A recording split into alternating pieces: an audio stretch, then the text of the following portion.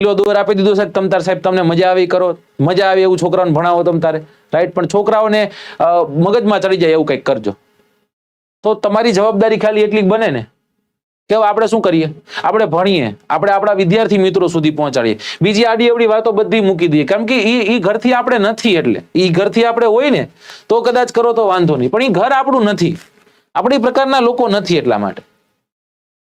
બરાબર છે? ચલો, યસ. અને તમારા માટે નહીં, હું તો હજી એક વખત ફરજિયાત કહું છું, જેટલા વિદ્યાર્થીઓ જોડાયેલા બધાને આ વાત તમારા સુધી પહોંચાડવાનો પ્રયત્ન કરું છું. દોસ્તો, તમે કદાચ કેપેબલ છો.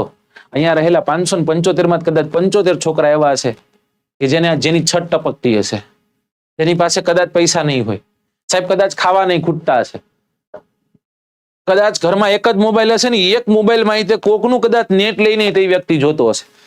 આમાં ઘણા લોકો એવા છે જે પાણી વાળતા વાળતા જોતા હશે, ખેતરે મજૂરી કરતા કરતા લેક્ચર જોતા હશે. એટલે આપણને બધાની પરિસ્થિતિ નથી ખબર.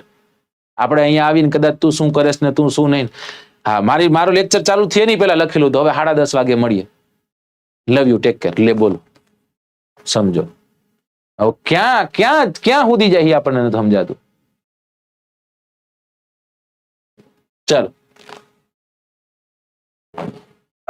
ઓકે, સરસ. આપણે આપણું કામ કરીએ, પણ મારું એ પણ કામ છે કે તમને સાચી વસ્તુ સમજાવું. મગજમાં ચડે ઠીક છે, ન ચડે તો કઈ વાંધો નથી, પણ મારી ફરજ છે એટલે મારે તમને કેવું બને એક વખત. ચાલો.